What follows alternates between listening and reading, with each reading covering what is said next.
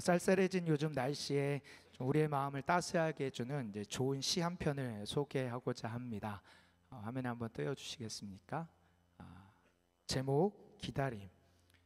삶이 있는 곳에는 어디나 기다림이 있네. 우리네 삶은 시작부터 기다리고 있다는 말로 위로받고 기다려달라는 부탁하며 살아가네. 봄을 기다림이 꽃으로 피어나고 가을을 기다림이 탐스런 열매로 익어가듯 삶의 계절은 기다림의 고통, 멋, 그리움이지 않는가. 기다림은 생명 희망이지. 우리네 삶은 기다림의 연속인데 어느 날인가 기다릴 이유가 없을 때 떠나는 것이 아닌가. 우리네 가슴은 일생을 두고 기다림에 설레이는 것, 기다릴 이유가 있다는 것, 기다릴 사람이 있다는 것, 그것은 행복한 우리들의 이야기가 아닌가. 이 시는 용혜원 시인이 지은 기다림이라는 시입니다. 이 시를 읽을 때마다 저는 이 시의 이제 마지막이 가장 제 마음에 남는데요.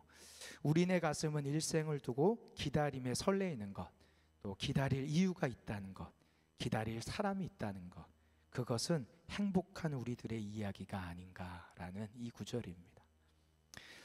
누군가가 이런 말을 했죠. 인생은 기다림의 연속이다. 저는 이 말을 좀 바꾸고 싶습니다. 어떻게 바꾸냐? 신앙은 기다림의 연속이다.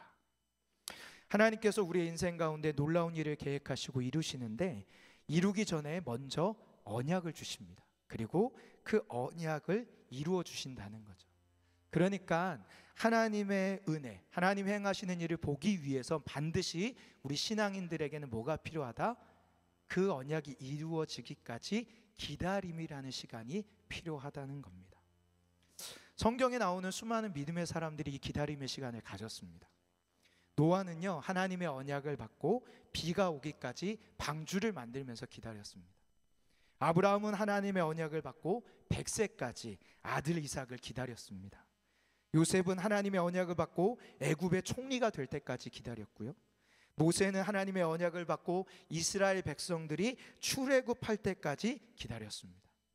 여호수아도 하나님의 언약을 받고 가나안 땅에 들어가기까지 기다렸고, 다윗도 왕으로 부름을 받은 이후에도 그 왕이 되기까지 광야에서 기다리는 시간을 가졌습니다.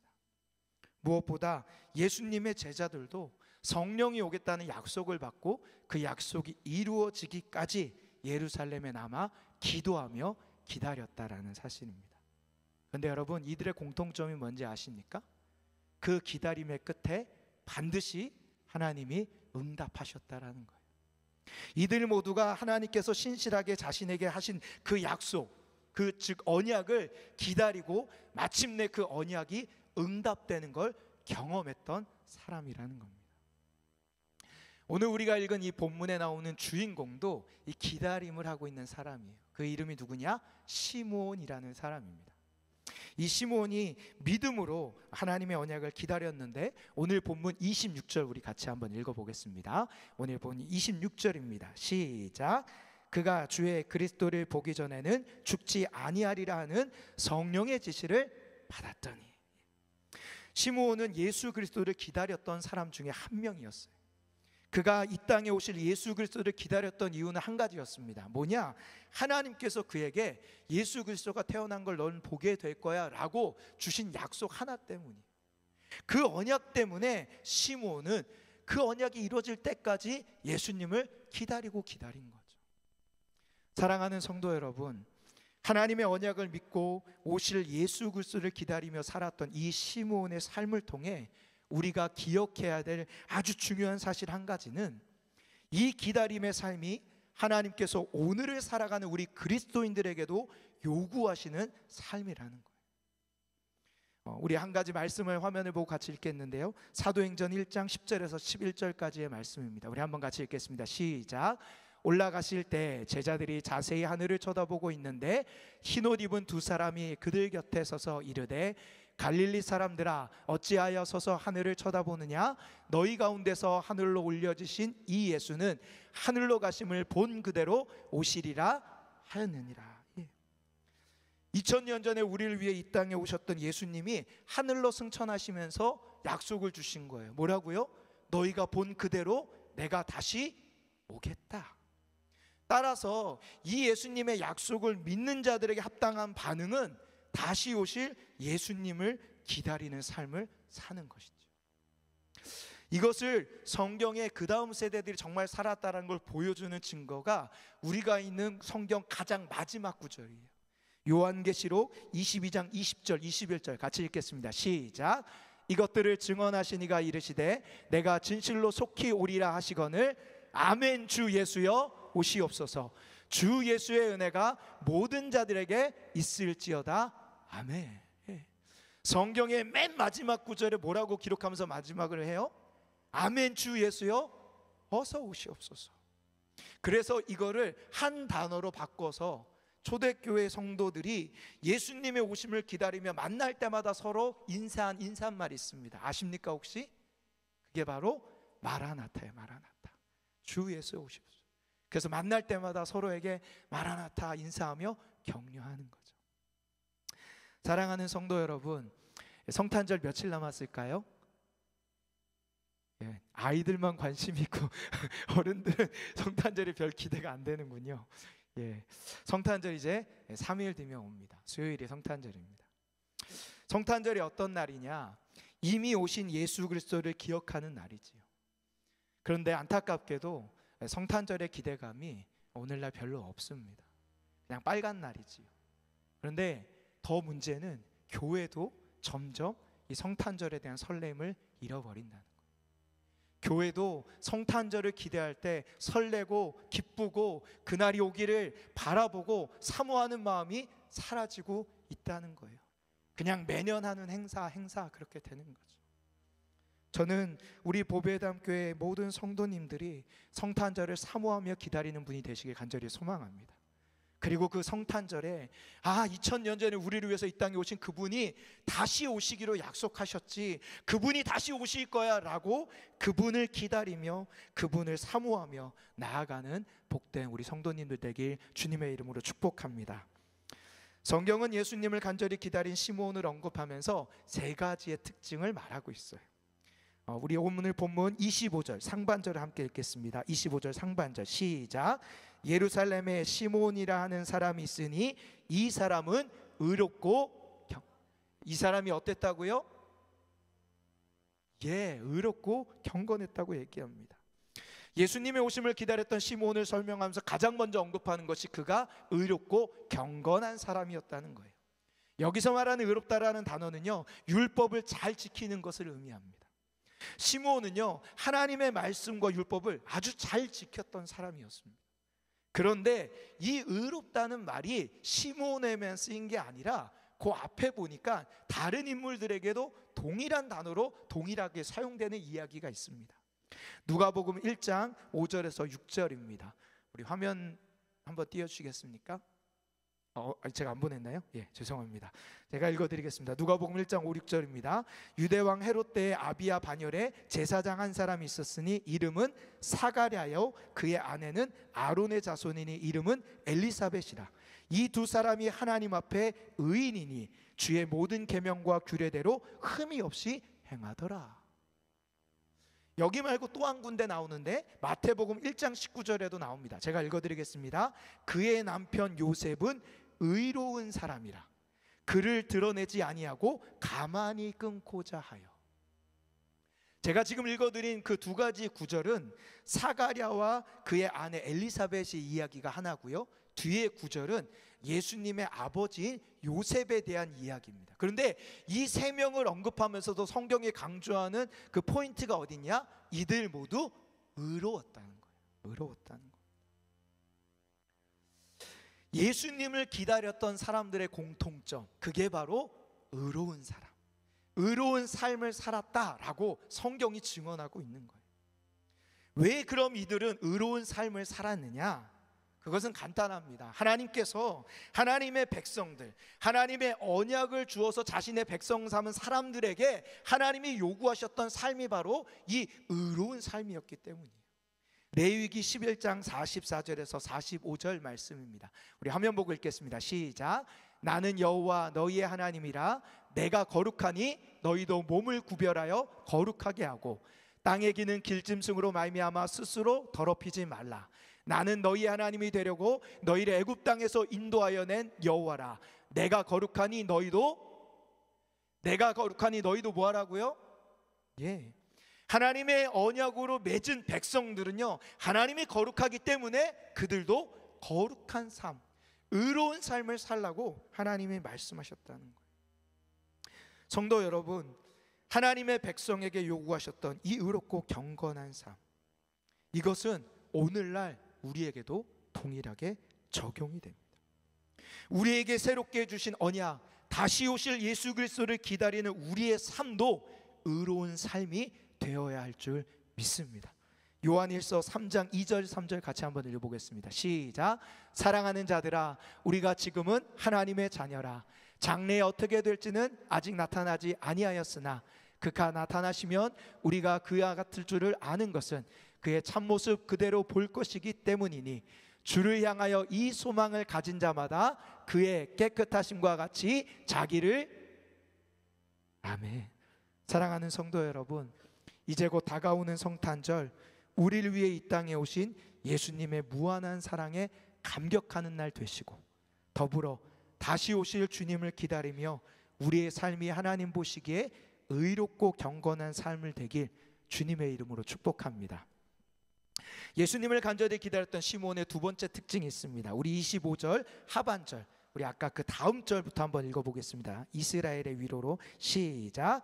이스라엘의 위로를 기다린 자라 성령이 그 위에 계시더라. 두 번째 특징으로 뭐라고 얘기하는 거예요?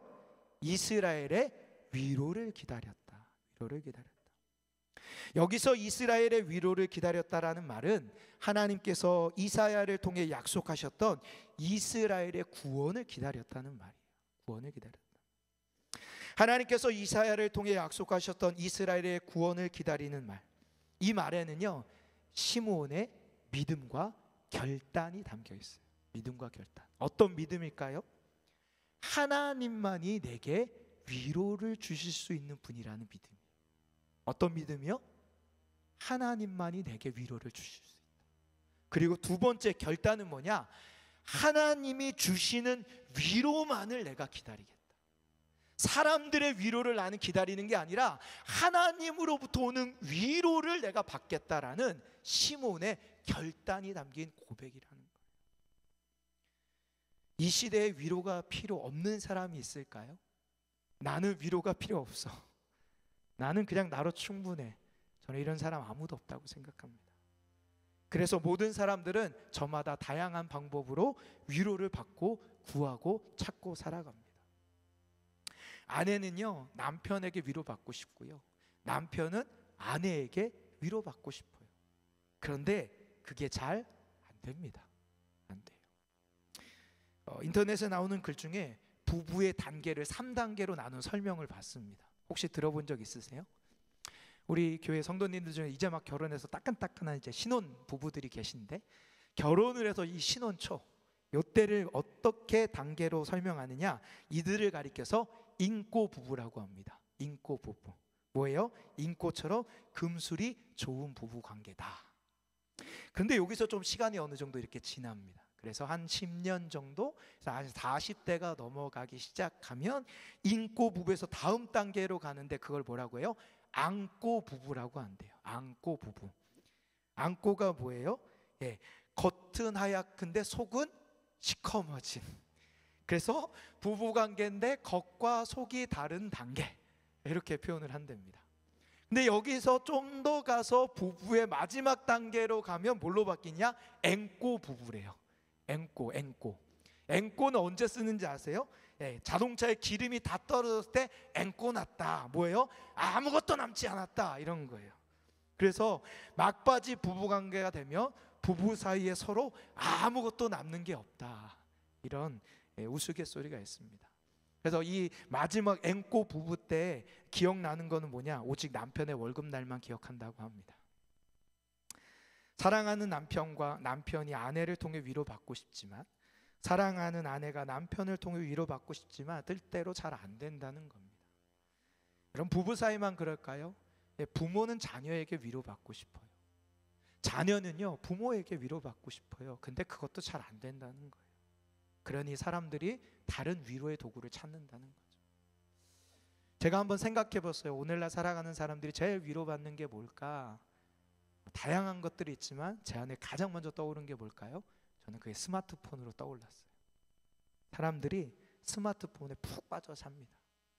길을 갈 때도, 차를 타고 이동할 때도, 카페에서 사람들을 만날 때도, 쉬는 시간에도 계속 뭐를 해요? 다 스마트폰 보고 있어요. 심지어 친구들과 만나서 얘기를 하는데도 스마트폰을 보면서 얘기를 하고요. 가족들이 함께 모여 있는데 각자 뭐 하고 있어요? 스마트폰 보고 있어요. 이것이 전혀 위로가 안 된다? 위로가 되니까 보겠죠. 하지만 그것은요 잠시 위로를 줄 뿐입니다. 잠시 위로. 이것들이 결코 우리의 마음과 영혼을 새롭게 할 수 없다라는 사실이에요. 사랑하는 성도 여러분, 우리의 영혼의 진정한 위로, 그건 어디로 올까요? 하나님으로부터 온다는 거예요. 하나님만이 우리에게 진정한 위로를 주실 수 있는 분이라는 사실을 여러분이 굳게 믿으시길 바랍니다. 고린도후서 1장 3절 4절 우리 같이 읽겠습니다. 시작. 찬송하리로다. 그는 우리 주 예수 그리스도의 하나님이시요 자비의 아버지시요 모든 위로의 하나님이시며 우리의 모든 환난 중에서 우리를 위로하사 우리로 하여금 하나님께 받는 위로로서 모든 환난 중에 있는 자들을 능히 위로하게 하시는 이시로다. 아멘. 예수님께서 이 땅에 오신 이유를 말씀하시는데 이사야 61장 1절 2절에 이렇게 말씀하십니다. 제가 읽어드리겠습니다. 주 여호와의 영이 내게 내리셨으니 이는 여호와께서 내게 기름을 부으사 가난한 자에게 아름다운 소식을 전하게 하려 하심이라. 나를 보내사 마음이 상한 자를 고치며 포로된 자에게 자유를, 갇힌 자에게 노임을 선포하며 여호와 우리 하나님의 보복의 날을 선포하여 모든 슬픈 자를 위로하되. 사랑하는 성도 여러분, 이 진정한 위로 되시는 주님을 만나는 성탄절 되길 간절히 소망합니다. 이번 성탄절에 정말로 여러분의 마음과 영혼을 위로하는 그 주님을 만나는 그런 은혜의 시간이 되길 주님의 이름으로 축복합니다. 예수님을 간절히 기다렸던 시몬의 세 번째 특징이 있습니다. 우리 아까 읽었던 25절 하반절부터 27절까지 한번 읽어보겠습니다. 25절 하반절부터 시작. 이스라엘의 위로를 기다린 자라 성령이 그 위에 계시더라. 그가 주의 그리스도를 보기 전에는 죽지 아니하리라 하는 성령의 지시를 받았더니 성령의 감동으로 성전에 들어가매 마침 부모가 율법의 관례대로 행하고자 하여 그 아기 예수를 데리고 오는지라. 여러분, 지금까지 제가 예수님을 기다렸던 시므온의 세 가지 특징을 설명을 드렸습니다. 기억나나 시험 보겠습니다. 첫 번째 뭐라고요? 벌써 잊어버리셨어요? 의롭고 경건했다고 얘기했습니다. 두 번째는 뭐라고요? 이스라엘의 위로를, 하나님의 위로를 기다렸다고 했고요. 이 마지막 세 번째는 뭘 얘기하냐? 성령이 그 위에 계시더라. 다른 말로 성령과 함께하는 자였다는 거예요. 자, 그러면 여러분에게 질문 드릴게요. 이 누가복음을 기록한 저자인 누가가 이 시므온의 세 가지 특징 중에 제일 강조하는 게 몇 번째일까요? 몇 번째일까요? 이렇게 물으니 답이 뻔하죠. 저는 어려운 거 질문 안 합니다. 세 번째예요. 마지막 성령이 함께하는 것이 가장 중요하다는 겁니다. 자, 그러면 그 이유가 있어야 되잖아요. 이게 진짜 중요한 이유. 왜 이걸 강조하냐? 그 이유는 오늘 본문에 세 번이나 반복해서 성령님을 언급하고 있다는 거예요. 여러분이 아까 읽었던 25절에 성령이 그 위에 계시더라, 26절에 보니까 성령의 지시를 받았더니, 27절에 성령의 감동으로. 매 절마다 지금 누구를 강조하는 거예요? 성령 하나님. 시므온은 누구와 함께한 사람이다? 성령 하나님과 함께하는 삶을 살았다. 여러분, 시므온이요 의롭고 경건한 삶을 살았던 이유도 사실은 성령님과 함께 했기 때문에 가능한 거예요. 그가 하나님의 위로만을 기다릴 수 있었던 이유, 그것도 성령님과 함께 했기 때문이라는 거예요. 만약에 여러분이 여러분의 차 옆자리나 뒷자리에 여러분이 제일 사랑하고 제일 존경하는 사람을 태우고 운전한다고 상상해 보십시오. 여러분 운전 어떻게 하시겠습니까? 네. 평상시보다 엄청 신호 잘 지키고 안전하게 하고 방지턱도 굉장히 천천히 이렇게 넘어가지 않겠습니까? 제가 혼자 다닐 때는요, 나름 그래도 속도감을 즐길 때 막 밟는 타입인데, 제가 신방 갈 때 성도님들 태우면 절대 그렇지 않습니다. 네, 엄청 젠틀하게 정중하게. 왜요? 저에게 성도님들은 중요한 사람이니까. 중요한 사람이니까. 여러분 영적인 원리도 마찬가지예요. 아무도 보는 이 없다라고 생각될 때 우리는 어떻게 해요? 쉽게 죄를 범합니다. 아무도 안 본다고 하면 쉽게 범해요. 여러분 한번 생각해보세요. 깜깜한 밤에 없을 때 신호위반 하고자 하는 마음이 올라와요, 안 올라와요? 아무도 안 보고 어두우니까. 그런데 밝은 대낮에 그런 생각 안 듭니다. 그게 영적인 원리라는 거예요. 하나님이 나와 함께 계신다라는 것을 깨닫게 되는 순간, 그때부터 우리는 죄의 유혹을 끊고 하나님의 뜻을 행할 수 있는 힘이 우리 안에 생기는 거예요. 하나님의 위로를 경험하는 것도 마찬가지입니다. 하나님의 임재를 경험할 때 이해할 수 없는 위로가 임해요. 제가 이거를 본 현장이 어냐, 충주에서 사역할 때 알파 성령 수양회 찬양 인도를 했는데요, 정말 놀라운 게요, 수양회를 하는 그 장소의 문을 열면서부터 눈물을 흘리는 사람들이 있어요. 시작도 안 했다니까요. 찬양도 안 불렀는데요, 차에서 내려서 현관문을 열러 가면서부터 눈물을 흘려요. 여러분 그분들의 눈물이 왜 어떤 눈물일까요? 인생이 힘들어서 눈물을 흘리는 걸까요? 인생이 절망적이어서 눈물을 흘릴까요? 아니에요. 그렇지 않아요.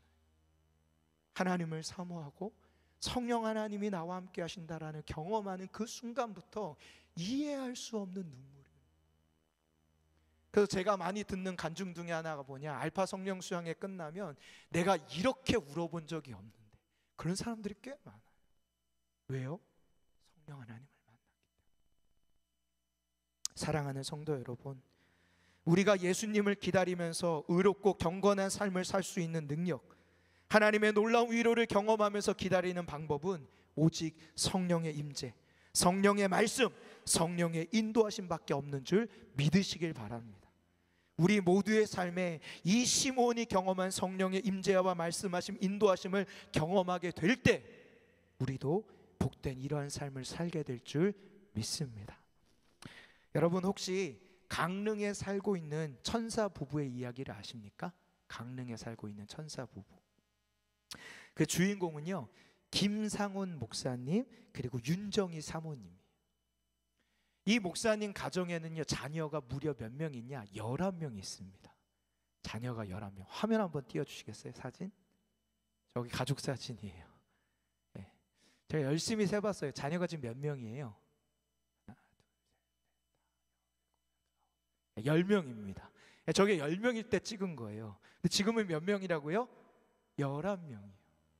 이렇게 생각되면 여러분, 아, 저렇게 많이 낳고도 또 늦둥이 봤구나 라고 생각할 텐데요, 저 11명은 다 입양한 마음으로 나온 자녀들입니다. 어떻게 이런 일이 일어날 수 있을까? 이분들은 처음부터 많은 아이를 키울 생각이 전혀 없었던 분들입니다. 그냥 다른 집처럼 몇 명 정도 아이들 낳아 평범한 가정을 꿈꿨어요. 그런데 뜻하지 않은 아픔이 이 가정에 찾아왔는데, 아이를 임신하면 계속 유산을 하는 거예요. 한 번, 두 번, 세 번, 네 번. 이것이 거듭되다 보니까 이게 상처가 된 거예요. 우리는 아이를 낳을 수 없는 사람인가 보다. 문제가 있는 사람이구나. 이런 아픈 마음을 가지고 이들이 하나님 앞에 기도하기 시작합니다. 하나님 앞에 그들의 아픔을 토하며 하나님 앞에 기도하기 시작하는데, 하나님이 그 기도에 응답하신 거예요. 그러면서 너희들에게 아이를 주지 않는 이유는 하나님의 새로운 일을 계획했기 때문이다. 세상의 고아를 사랑하고 음지에서 울고 있는 나의 자녀들을 너희가 사랑으로 좀 품어주면 않겠니? 라는 하나님의 음성의 메시지를 이들이 듣게 된 거예요. 그리고 그때부터 아이들을 입양하기 시작합니다. 그런데요, 여러분, 이렇게 하나님의 말씀 앞에 순종해서 아이를 입양하니까 좋은 일이 반복돼야 되는데요, 아니에요. 입양하는 아이를 딱 했는데 아이가 장애 판정을 받는 거예요. 두 번째 아이를 입양했는데 그 아이도 장애 판정을 받는 거예요. 무려 4명이나 연달아 장애 판정을 받습니다. 하선이는 3세 때 폐쇄성 모세기관 지염으로 병원에 입원하고요. 하민이는 구순 9개월 수술로 언어 장애 판정을 받고요. 요한이는 베트남 부부에서 태어난 아이여서 외국인 아이의 자녀인데 퇴행성 발달 장애를 진단받아서 5세 때 IQ가 64로 나왔대. 이런 일들이 계속 나오는 거예요. 마지막 사랑이는요, 안짱다리가 태어나서 수술을 했는데 회복이 안 돼서 보조기구를 차야지만 걸을 수 있대요. 이런 일들을 당하는 거죠. 근데 이들은 멈추지 않고 아이를 계속 입양합니다. 이분들이 이 아이들을 입양할 수 있는 이유를 얘기하는데요, 이들을 향한 성령 하나님의 음성을 들었대요. 기도하고 그 아이를 놓고 기도했는데 뭐라고 들었냐? 성령 하나님이 뭐라고 말씀을 주셨냐? 얘네들은 지극히 정상이다. 너는 이상하게 보이냐?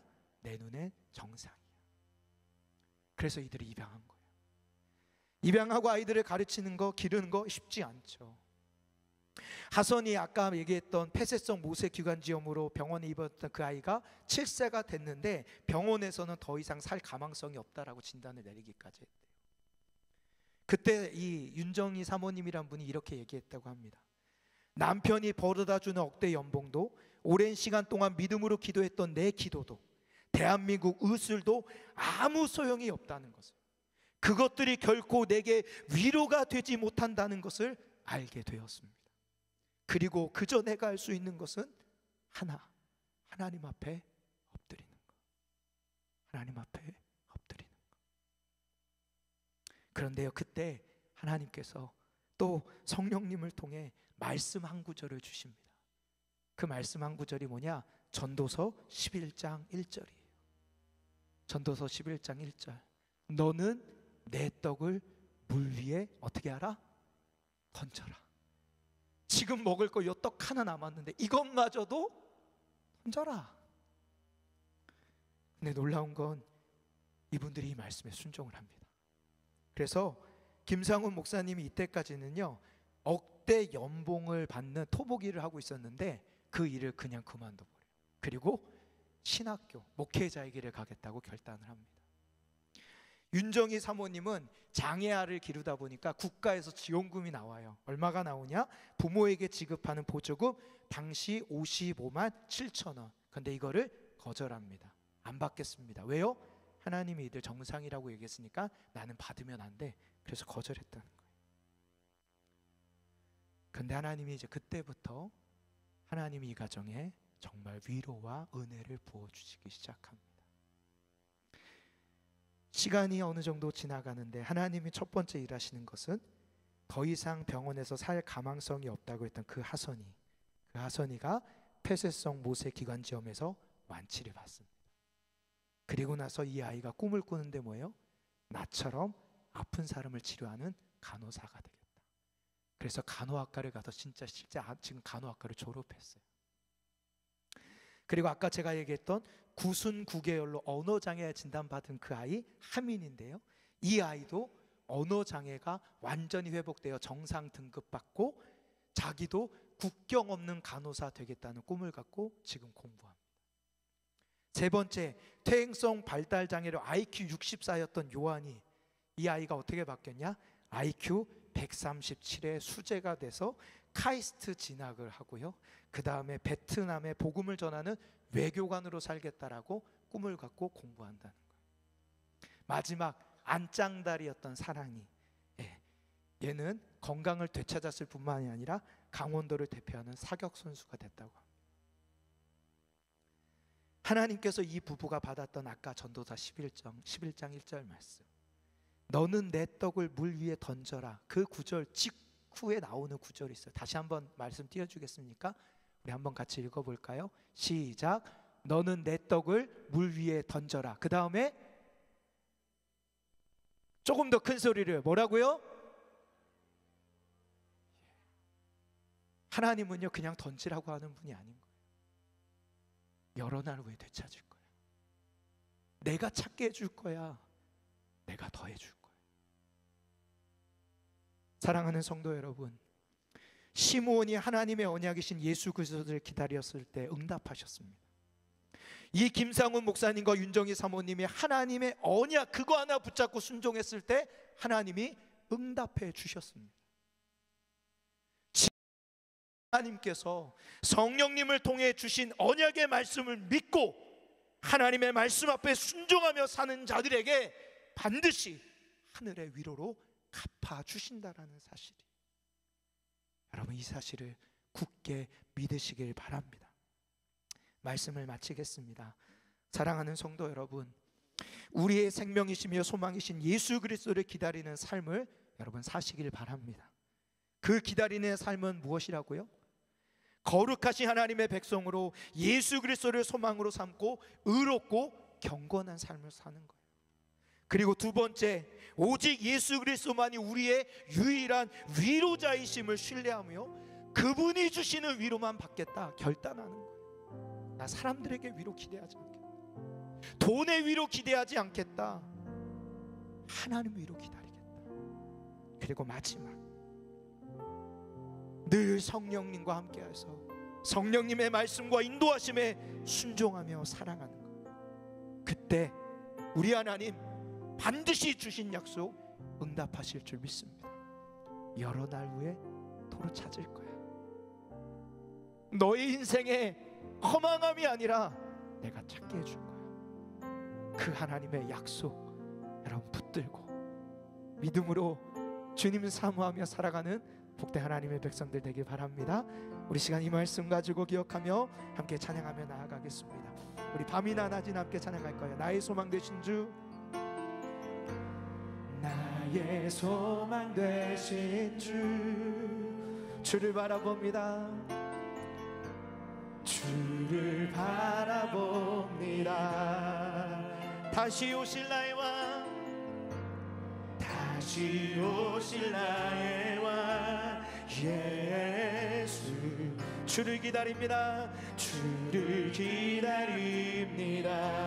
우리 한번 더 고백할까요? 나의 소망 되신 주, 나의 소망 되신 주, 주를 바라봅니다. 주를 바라봅니다.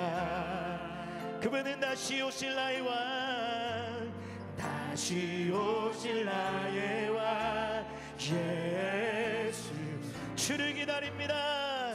주를 기다립니다. 밤이나 낮이나 어제나 오늘도 영원히 주만 찬양해. 괴롭고 슬플 때 난망하여 넘어져도 언제나 주만 찬양해. 한 번 더, 나의 위로 되신 주, 나의 위로 되신 주, 주를 바라봅니다. 주를 바라봅니다. 그분은 다시 오실 나의 왕이십니다. 다시 오실 나의 왕 예수, 주를 기다립니다. 주를 기다립니다. 밤이나 낮이나, 밤이나 낮이나 어제나 오늘도 영원히 주만 찬양해. 괴롭고 슬플 때 난망하여 넘어져 언제나 주만 아멘. 주님 밤이나 낮이나 언제나 오늘도 영원히 주님만이 주만 찬양해.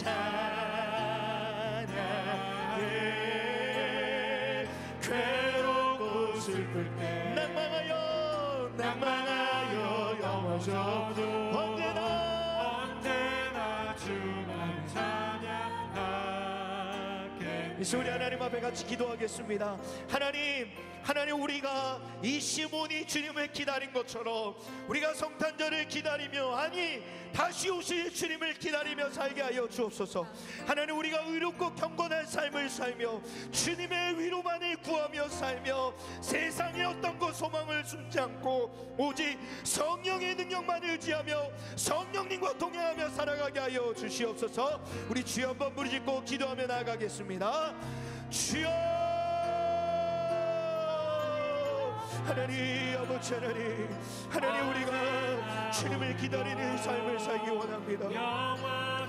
하나님, 우리가 다시 오신 주님, 2000년 전에 우리를 위해서 이 땅에 오신 그 주님을 바라보기에 2000년 전에 이 땅에 오신 주님의 약속을 지키신 것처럼 다시 우리에게 오시겠다고 하는 그 주님을 바라보며 그 주님을 기다리며 살아가게 하여 주시옵소서. 하나님, 우리의 마음과 우리 삶 가운데 임하여 주셔서 하나님, 우리 영혼 가운데 주님이 주시는 위로만을 기다립니다. 우리 인생의 어려움이 있지만 우리 삶에 여전히 하나님의 응답이 안 되는 것처럼 보인다 할지라도 하나님, 하늘의 위로를 기다리며 성령의 하나님의 말씀을 붙잡며 성령님과 동행하며 하나님과 함께하는 삶을 살게 하여 주옵소서. 아버지 하나님, 나는 것이 아니라 성령 하나님만을 붙들며 하나님만을 의지하며 붙들며 나아가니 하나님, 우리 성도들 될 수 있도록 주여 붙잡아 주시옵소서. 우리 시간 한 번 더 기도할 때 하나님, 우리 공동체의 지체들을 위해서 함께 기도합니다. 하나님, 최근에 우리 교회 성도들 중에 몸이 아픈 이들이 있습니다. 마음이 아픈 이들이 있습니다. 주님, 오늘 시몬이 이스라엘의 위로를 기다리고 하나님의 위로를 기다린 것처럼 하나님의 위로를 더하여 주시옵소서. 치유의 은혜를 회복시켜 주시옵소서. 특별히 우리가 가진 힘을 내려놓고 주님 성령이 충만함을 입게 하여 주옵소서. 내가 가진 힘, 내가 가진 경험, 내가 가진 지식, 내가 가진 노력으로 살아가는 것이 아니라 철저히 나의 힘을 빼고 주님만을 의지하는 주의 사람들 되게 하여 주시옵소서. 이 시간 우리가 서로와 앞뒤 옆 사람을 중보하며 주여 한번 부르짖고 기도하겠습니다. 주여, 하나님, 아버지 하나님, 이 시간 하나님, 우리 성도들 가운데 하나님 건강의 회복을 더하여 주시옵소서. 하늘의 위로를 구합니다. 하늘의 위로를 구합니다. 성령 하나님, 아버지 하나님 하셨소.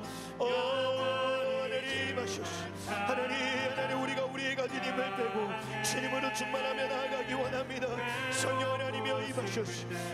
아버지 하나님, 하나님, 우리 가운데 임하소서. 하나님, 우리의 영 가운데 주님의 일하심이 나타나기 원합니다. 하나님, 우리 성도들 가운데 하나님, 이 자리에 나온 우리 성도들 가운데 이 자리에 예배하고 있지만 하나님, 삶의 어려움과 건강의 어려움과 하나님 어려움의 문제로 나아가는 이들이 있습니다. 주여, 그들 가운데 은혜를 베풀어 주시옵시고 주님, 그들 가운데 위로하여 주시옵시고 주님, 그들 가운데 주님의 일하심을 허락하여 주셔서 하나님만을 바라보며 붙들며 나아갈 때 하늘의 위로가 그들 가운데 임하게 하여 주시옵시고 하나님만을 붙들며 나아갈 수 있도록 주여 역사하여 주시옵소서. 주님, 우리 마지막 한 가지만 기도할 때 하나님, 우리 공동체의 가정을 축복하여 주옵소서.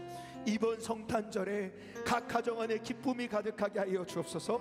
하나님, 그냥 평범한 하루가 아니라 하나님이 우리에게 주시는 기쁨, 하늘에는 영광이요 땅에는 평화라고 했던 그 놀라운 영광과 평화의 기쁨의 소식이 우리의 가정 가운데 넘치게 하여 주옵소서.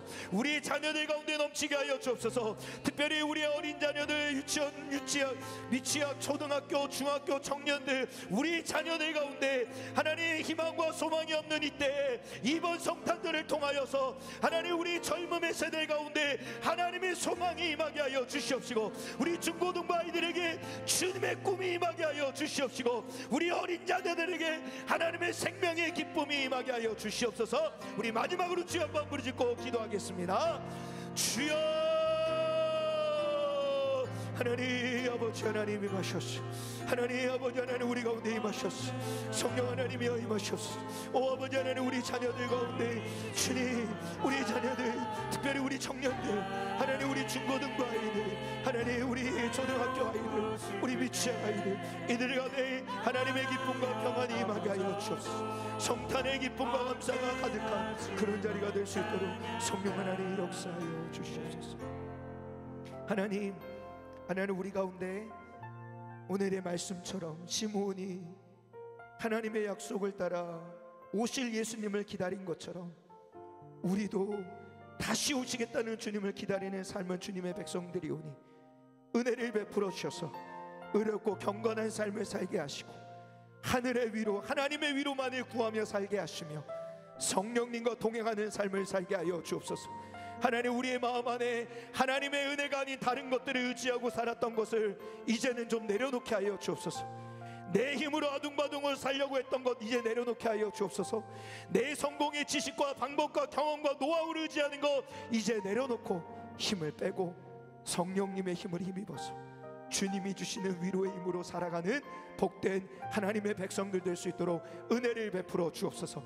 이번 성탄절이 주님의 위로와 기쁨이 충만한 성탄절 되게 하여 주시옵시고 가정 안에 웃음소리가 넘쳐나게 하여 주시옵시며 우리 청년들, 우리 중고등부 아이들, 우리 초등학교 아이들, 우리 미취학 아이들, 하나님 우리 다음 세대 자녀들에게 하나님의 꿈과 희망이 임하는 날이 될 수 있도록 성령 하나님 역사하여 주시옵소서. 그렇게 임하실 주님을 찬양하며 우리 구주 예수 그리스도의 이름으로 기도합니다. 아멘.